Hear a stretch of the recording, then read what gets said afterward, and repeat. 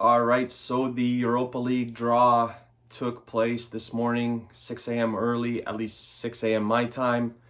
Got up to watch that. I posted my Cluj and Red Star match review this morning.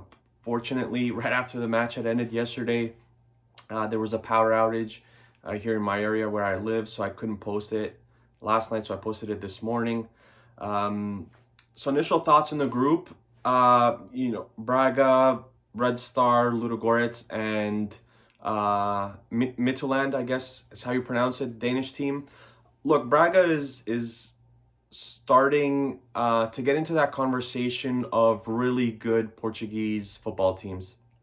We usually talk about Sporting, we usually talk about Porto, we usually talk about Benfica, but we have to start talking about Braga now as well. They do an incredible job of selling players.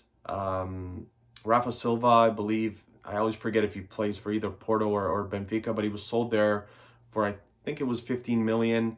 Trincao, who was sold to Barcelona for a large sum, I think upwards of 30 million. He's now on loan at Wolverhampton. He's another player that they sold, and there's three or four others in the last few seasons that they have sold for a big sum of money.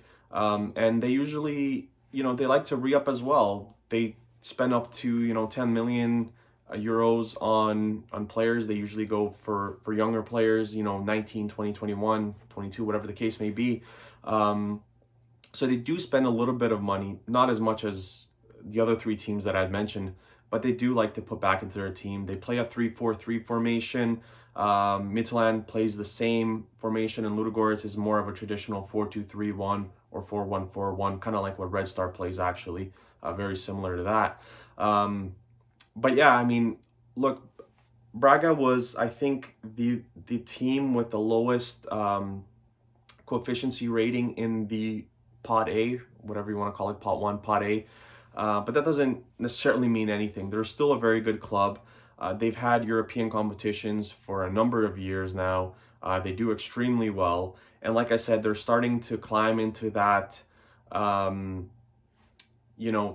of the Portuguese league there with the other three teams. So, it's going to be a tough task, whether it's, at home or away. It's going to be very tough. The one thing I will say is, would be good if we played Braga right away in Portugal. That's what happened in the 2019 or 2021 Europa League for Red Star. They played Hoffenheim right off the jump in Germany. So I think it's best to get that Pot A team out of the way right away. We'll see what happens. I don't know if the schedule's been up yet.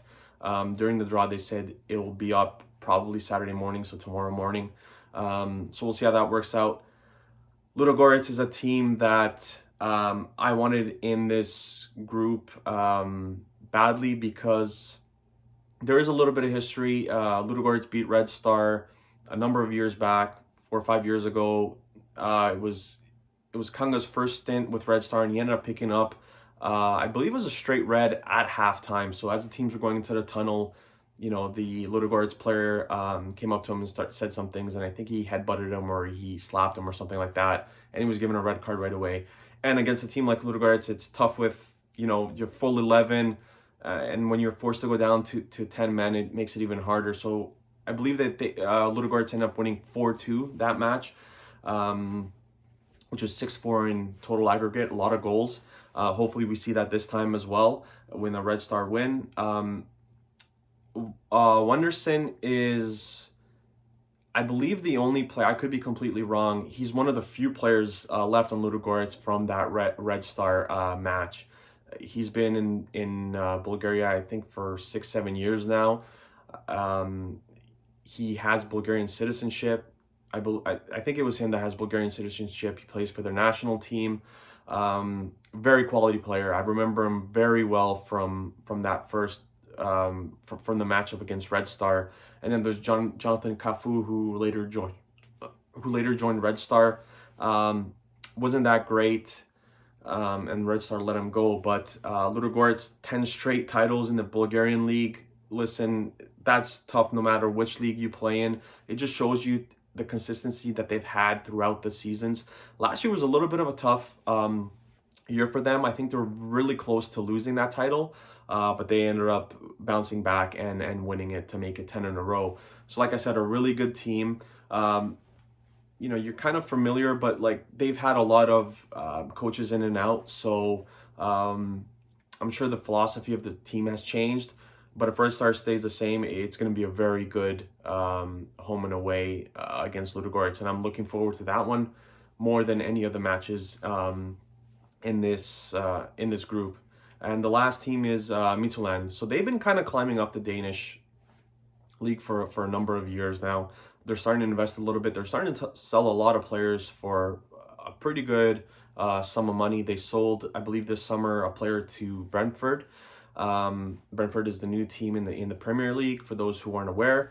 So they do make money.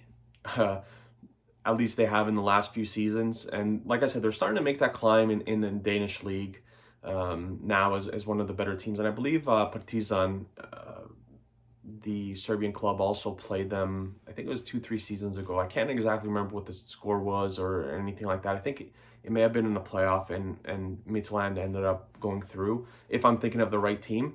But yeah, that's going to be a tough game as well. There's some transfer rumors around them. Word is that two of their better players could possibly be leaving the club. So we'll see how that works out. And they have some signings. We'll see if they're ready to play by the time the matches roll around. First match day is mid-September. I think it was September 16th. So we still have some time to go, about 2.5 weeks, almost 3, up until our first match. But like I said, I really want to get that first match out of the way against Braga, if that's possible, if it works out like that. For Red Star, there's still questions going forward. What happens at that right back position? There's Gobelic, there's Gajic. It feels like we're just kind of, rotating players to see who kind of works out best there. There have been rumors that Kamenovic could come in. We'll see if he does, if he doesn't. In terms of the transfer market for Red Star, I think that's probably it, apart from maybe a right back. The striker situation, you have Pavko. We'll see what happens with Diony. But yeah, I think that Red Star has a really good chance of going through in this competition, whether that's, finishing first or second. I think Braga is the favorite to finish first in this group. And we'll see how that works out. Just because you're favorite doesn't mean that's where you're going to finish. And just because I think that Red Star is going to go through doesn't necessarily mean that we are. But there's some things that Red Star for sure has to work on prior to the first match day.